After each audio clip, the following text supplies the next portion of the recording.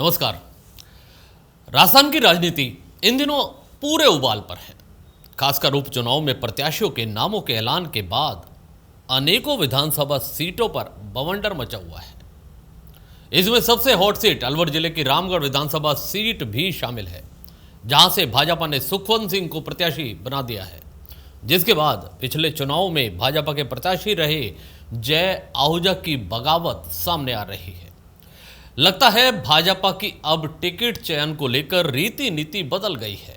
अब यह कोई मायने नहीं रखता कि आप पार्टी के कितने वफादार कार्यकर्ता हो, आपका पार्टी को बनाए रखने में कितना योगदान रहा।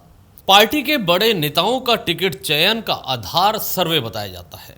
ऐसे में वो कोई भी हो, चाहे वो बगावती हो या पार्टी और पार्टी के नेताओं को गालियां ही क्यों ना दे चुका हो, अगर लगता है कि वह सीट निकाल सकता है तो सभी गलतियां माफ कर उन्हें न सिर्फ पार्टी में शामिल कर लिया जाता है, बल्कि उन्हें टिकट देकर सम्मानित भी किया जाता है।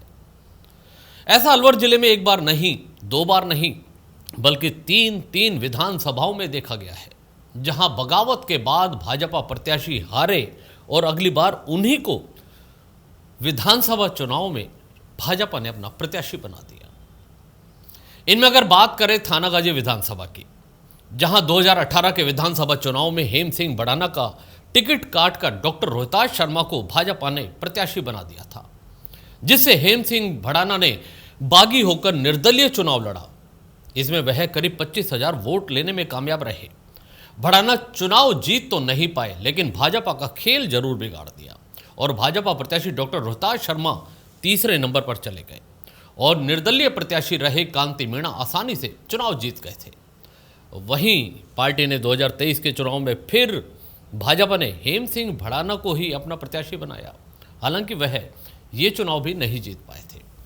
पार्टी भले ही अनुशासनहीनता या पार्टी विरोधी गतिविधियों के तहत 6 साल के लिए पार्टी से ऐसे लोगों को निष्कासित कर देती है, लेकिन मौका आने पर ऐसे लोग फिर पार्टी से जुड़ भी जाते हैं और पार्टी भी पुरानी बातों को भूलकर अपने परिवार में वापस लौटने की बात करते हुए नजर आती है। इसी तरह बानसूर विधानसभा में भी 2018 के चुनाव में देवी सिंह शेखावत के कुछ ऐसे ही हालात बने थे। तब उन्होंने भी टिकट न मिलने से बगावत की थी और निर्दलीय चुनाव लड़े थे, जिसका खामियाजा भाजपा प्रत्याशी महेंद्र यादव को उठाना पड़ा था और वह चुनाव हार गए थे और कांग्रेस प्रत्याशी शकुंतला रावत की जीत हुई थी।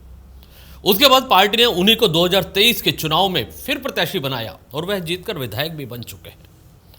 बात अगर रामगढ़ विधानसभा सीट की करें तो इस बार भाजपा ने जिन्हें प्रत्याशी बनाया है वह पिछले विधानसभा चुनाव में भाजपा से बागी होकर चुनाव लड़े थे और उससे भाजपा को बड़ा नुकसान हुआ और भाजपा प्रत्याशी जय आहूजा चुनाव हार गए थे और कांग्रेस के जुबेर खान आसानी से जीत गए। अब सुखवंत को भाजपा ने रामगढ़ से प्रत्याशी बना दिया है। अब उसी राह पर जय आहूजा भी निकल पड़े हैं।